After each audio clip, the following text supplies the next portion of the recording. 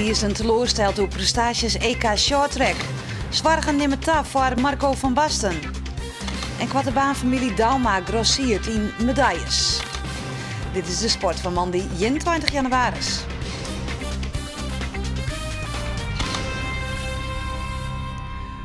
Goeien en welkom bij Boppenslag. In deze uitsturing een soort is, want we hebben nog een reportage over de goalie van de Friesland Flyers en dat is Martin Oosterwijk. Maar eerst het reedrijden in Zweden, het EK Shorttrack. Want Sjenky Knecht is zijn Europese titel kwijt. Juster moest hij de meerdere erkennen in landgenoot Freek van der Wart. Zilver, dat is de prijs die er voor Sjenky Knecht oerbleeuwt in Malmö. En dat wilst hij het EK prima begint. De eerste afstand, Vretejoen, de 1500 meter, wint de band de eerste. Sneun is dan de 400 meter. Knecht docht het ik goed op die afstand, hij wordt tweede. Na 2 dagen is hij leider in het algemeen klassement. Een prima uitgangspositie voor de laatste dag.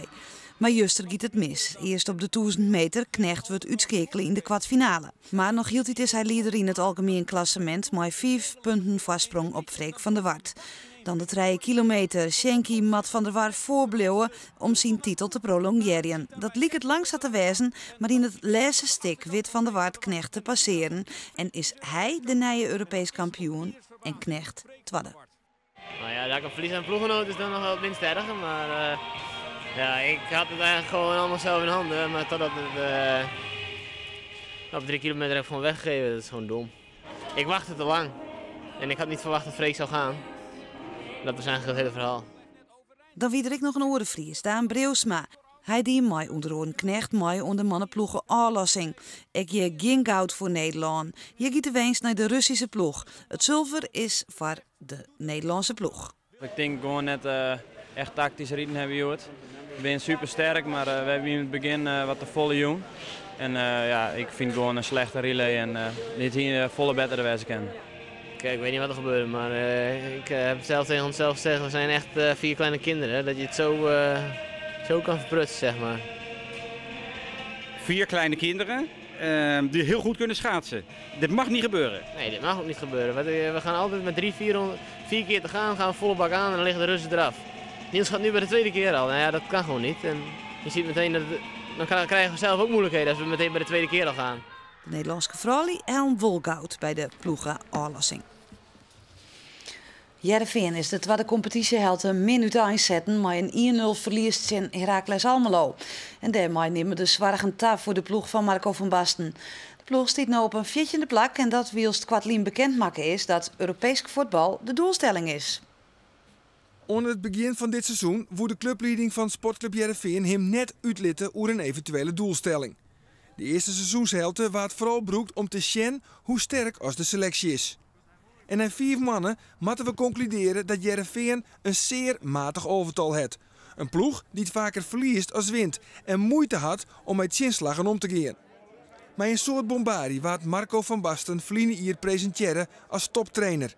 Maar Van Basten kan geen ijzer met handen breken. Het is de prijzetje dat Van Basten na de safvolste verliespartij zijn spelers neer afvalt. Hij had hem de eerste seizoenshelte vol ergeren, maar liet dat neer merken. Hier en daar krijg je wel met een teleurstelling te maken of vraag je af van God, hadden ze dat niet beter of sneller kunnen regelen. Maar dat zijn zaken die in de voetballerij overal gebeuren. Bij Real Madrid gebeuren ook dingen waarvan je denkt van dat is gewoon een ingooi of dat is gewoon een corner tegen. Kwestie van organiseren, snel omschakelen, het neerzetten. Ja, dat zie je op het hoogste niveau en op het laagste niveau. En voetbal is toch een spel van fouten. Het gaat er uiteindelijk om wie de minste fouten maakt. Ja, want na afloop lijkt het soms wel dat het jou ogenschijnlijk weinig doet, hè? Ja, maar dat is onzin hoor. Want alleen ik heb niet de behoefte om dan uit mijn dak te gaan om de mensen te laten weten hoe een pijn het mij doet. Maar ik bedoel, ik lijd ook onder het feit als wij verliezen of als dingen niet goed gaan. En dat doet ook zeer. Fijn, maar goed, dat hoef ik niet met iedereen per se te delen. Ik probeer dat zoveel mogelijk met de spelers op een goede manier te benaderen, zodat we wel op een verstandige manier vooruit gaan kunnen blijven boeken. Johan Hansma is als technisch directeur verantwoordelijk voor de geerstalling van deze matige selectie. Hansma is ik net gelukkig geweest met zijn oorkepen. Alfred Finn Bogerson is een witte raaf, maar Amoa, Reitela, Gianni Zuiverloon, Maracek en Daniel de Ridder zijn stik voor stik net goed genoeg. Net insteende het feit dat het voetballend net oerhoudt en dat Heerenveen hem na de eerste seizoenshelte weer waarom vindt op een tredje plak, schroeft Hansma de ambities op en zei hij dat Europees voetbal voor dit seizoen de doelstelling is. Wij hebben ook aangegeven om te strijden voor de plaats Europees voetbal. Je hebt nou alsnog voor Europees voetbal. Ja, maar dat kan ook via de play-offs en daarvoor gelden 5 tot en met 8 en dat is de doelstelling om daar wel naartoe te gaan. Marco van Basten shot lever net naar de ranglist. Hij had hem vooral dwanden om de ploeg beter voetballen te litten en om meer balans in de ploeg te krijgen. Ja, we kunnen ons wel heel erg gaan focussen op de ranglijst, maar dat vind ik nou niet zo'n slimme manier van denken. Ja, toch heeft de technisch directeur Johan Hansma uitgesproken dat de doelstelling toch meedoen is om play-offs, Europees voetbal. Jij bent dus wat voorzichtig. Nou ja, je hoort alle clubs dat zeggen natuurlijk. En ik denk dat de bovenste 6, 7, die hebben wel een bepaalde afstand. En al de anderen die komen daar wel voor in aanmerking, zo ook Heerenveen. Dus ik denk dat als je al die clubs zeg maar vraagt van oké, wat willen jullie en waar ligt de focus op, dat het eigenlijk vanaf plaats 8 tot en met 15 dat de clubs zijn die elkaar weinig ontlopen en dus dezelfde doelstellingen zullen hebben. De selectie van Heerenveen mist de nedige kwaliteit. Van Basten hier hopen op versterking in de winterstop, maar had van Hansma te jaren kregen dat daar amper yield voor is. Als we ons kunnen versterken en het past sportief in het plaatje en het past financieel in het plaatje, dan zullen we dat doen, maar dat valt niet mee. Maar komt er eens alleen nog versterkingsatrek meestal voortgaan? Nee, als wij iets kunnen vinden wat ons past, zowel financieel, maar ook sportief, niet alleen nu, maar ook richting de toekomst, dan is er wel ruimte om iets te doen, maar het zal niet extreme bedragen zijn. Een punt van zwarg is het tal 10 doelpunten, 39 in totaal. Met degradatiekandidaten als VVV en Willem II jet Heerenveen bij de treie ploegen bij de meeste 10 doelpunten. Dat is wel iets wat zeg maar absoluut beter moet. En hoe doe je dat dan? Kan je zekerheden inbouwen?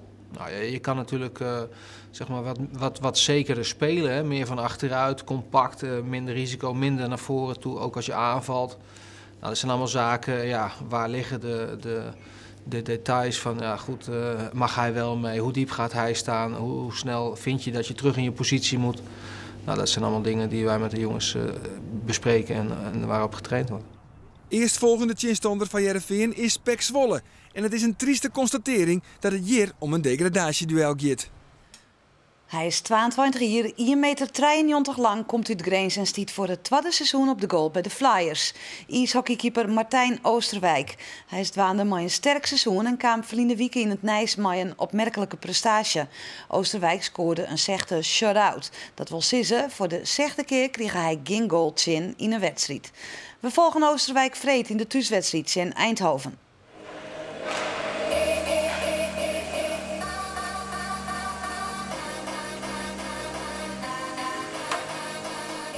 Ik denk dat het de beste positie is die je kan hebben. Je kan degene zijn die de wedstrijd voor een team kan winnen. En ja, dat is gewoon een geweldig gevoel. Als fjouwerjerigen vonden het keepen eerst net zo leuk. Ik vond het eerst helemaal niks. Want ik kwam niet meer overeind. Al die spullen, zo al dat water op en het was allemaal zwaar. En het mannetje van 4, ik kwam gewoon niet meer overeind. Maar een paar weken later kreeg ik nieuwe spullen om uit te proberen. En ja, toen vond ik het helemaal geweldig en het ging allemaal hartstikke goed. En zo nu speel ik hier.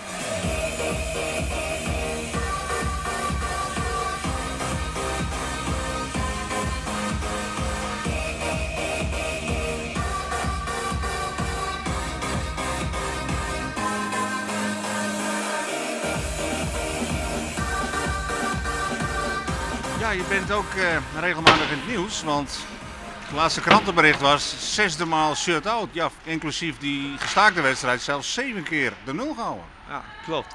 Ja, echt een topseizoen voor mij tot nu toe. Maar ik moet zeggen, ik kan het niet zonder mijn verdedigers. Mijn verdedigers helpen me zo goed dit seizoen. En dat maakt mijn werk een stuk makkelijker.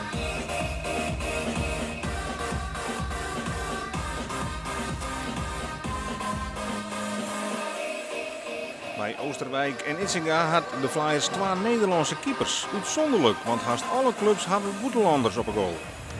Omdat men in Nederland verzaakt om keepers goed op te leiden. En als je dan toch op een bepaald niveau zoekt op eredivisie kwaliteit, ja, dan kom je bij een hele beperkte club uit. En dan zoekt men uiteindelijk toch in het buitenland voor die kwaliteitsimpuls. Maar waren Nederlandse keepers dan eerst niet goed genoeg? Ik denk dat het een kwestie is van de kans geven. En ja, dan ook de kans pakken voor de keepers natuurlijk. Als je ze alleen maar op de bank laat zitten en niet de aandacht geeft, ja, dan werkt wel tegen. Ik vind dat hij dit jaar heel goed doet. Ik heb vanaf het begin tegen hem gezegd van, het is jouw plek om te behouden. En ik heb tegen Sjoerd gezegd, dit is jouw plek om te overwinnen. Maar voorlopig laat Martijn zien dat hij een volwaardig nummer 1 is van de Flyers.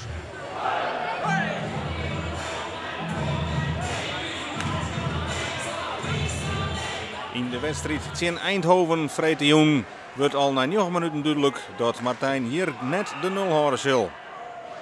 De Eindhovenaren komen op 0-1 en Oosterwijk hier kansloos. Maar even later wordt het op de half beren gezellig.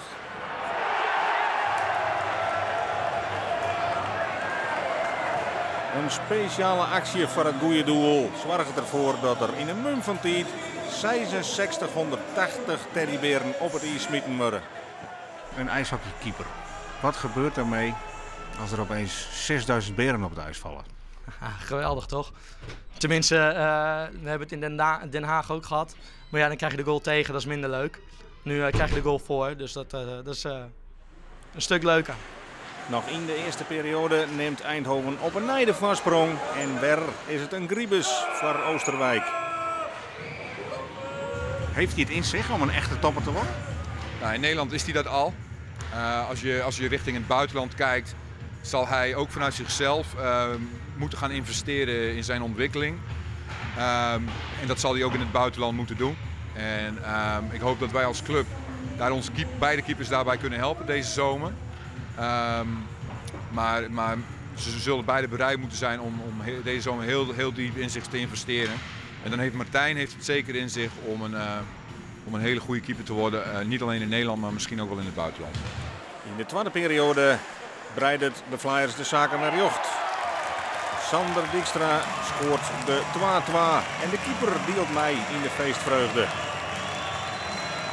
Sander Dijkstra maakt het echt de 3-2 en Martijn Oosterwijk zorgt ervoor dat de punten op het Jereveen blijven. Op termijn zou de ambitieuze keeper graag naar het boetelaan willen. Ik ben vergeleken met vorig jaar weer stappen omhoog gegaan. Als dat volgend jaar weer zo is, ja, wie weet. Je moet gezien worden door scouts. En als die wat in je zien, ja, kan het sneller dan verwacht. Amerika of Canada is in grote dringen, maar rond 2014 staat er nog onder contract bij de Flyers. En de Flyers binnen toch het verlies van het Belgische Herentals dit weekend al wist van de play-offs. Voor de liefhebbers van de kwaterbaanriederij is het de tijd van het hier. Deze week binnen de Nederlandse kampioenschappen voor Malje en Vrouwen en alle toppers binnen daarvan zelfs aanwezig. Maar de toppers van nou binnen ooit begonnen als pupil. Dit weekend wie in Oudkerk het Fries kampioenschap kwaterbaan voor de jongste pupillen. We volgen deze wedstrijd terug de eigen van een echte reetriedersfamilie. Welkom bij de familie Dauma uit Sint-Niek. Bij binnenkomst worden we toch fjouwer famkes tallaken. Onderaan de trap liggen de redens al klaar. De tarriedings voor een dag kwaterbaanrieden ben in volle gang. Het has mooi klein hoor. Ja, bedankt. Voor het schaatsen. Want wat zei je me van Sint-Wanjoert? Nooit Fries kampioenschap. Ja, ik doe het ook wel heel hectisch. Haar zusje die gaat straks mij rijden. Die is nog een gymnastiek in op een lijmer. Voor iets voor Friese kampioenschap selectie of zo. Ik weet niet precies wat het is. Dus dat werd spannend. Die moet je daar. Wat weet je? Ja, die moet je ook 10 minuten gaan werken. Normaal was het rijden. Ik weet net hoe het komt. En die oorbeiden? Die gaan mijn paken met de hut rijden. Ik heb te rijden? Ja. Die zal mooi doen in de volle keer. Hallo. Helemaal een kilometer, maar je bent zo op tijd. Ja, goed hè? Wat moesten ze nou krijgen dat waan? Een gymnastrie. Ik nog gymje? Ja. Jongen. En nou direct rijden? Ja. Nou, maar gauw omklaaien. De jongste twee zijn als eerste klaar. Zij gaan met paken mooi. Goed je best dan, hè? Goed je best dan, zei de man. Ja, Jo, ik sterk te paken. Ja. Hoi. Belangrijke taak. Ja, sowieso. Met een net aan materiaal lezen. Hè? Vind je het mooi, zulke wedstrijden? Ja, dat is leuk. Ja. Ben ik trots, hè? Baby, it's cold outside. I've got to go away. But baby, it's cold outside. This evening has been. And hoping that you drop in. I'll hold you. Tot mij met wel goed? Ja hoor. Net te strak? Nee. Moet heel strak, toch? Ja, het moet net al te strak. Maar wel strak. Really, I'd better skirt. Beautiful, please don't hurry. Well, maybe just Hartstikke koud. Maar ga warm rijden. Ja. Baby, it's bad out there. Say what's in this drink. No caps. Vrouwke Dauma. Ja. Alieke Jonkman. Ja. Mitte de Boer. Ja. Sinne Dauma. Ja. Ze staan erop. Ze staan erbij. Dus we kunnen beginnen. Ze kennen los. Heel graag zelf.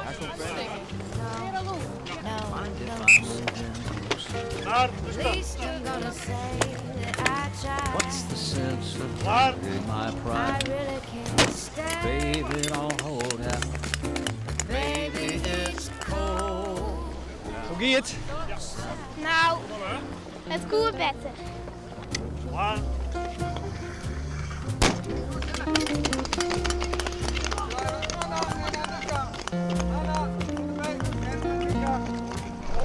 Nou, op het laatste weekend kon ik het meer. Hey. Goeie bericht nu volgen hier? Ja. Tweede het eerste prijs. De liefste, hè? Het eerste prijs. Bij de 44e de gouden medaille. Ja. Mooi man.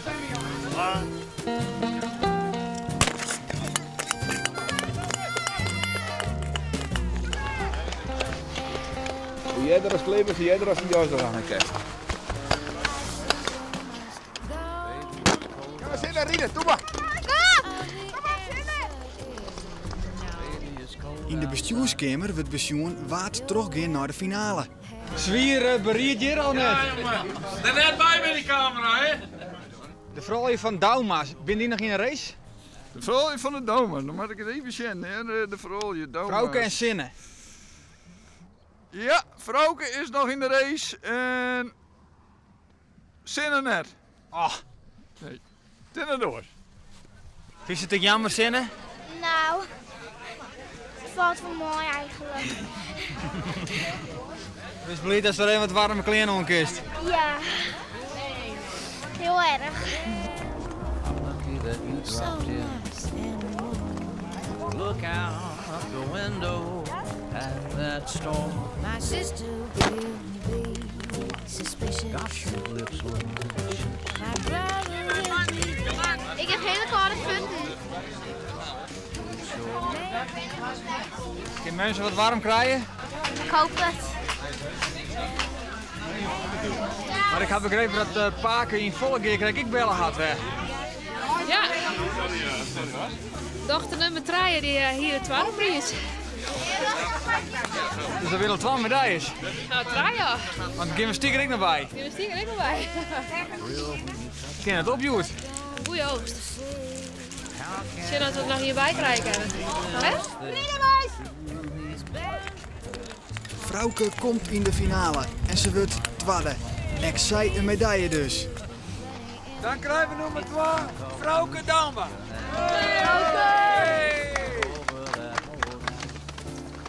Alle fjouwen doen het medaille. Fjouwen prijs, nou wat een feest. Mooi kind net. Oh, dat kost.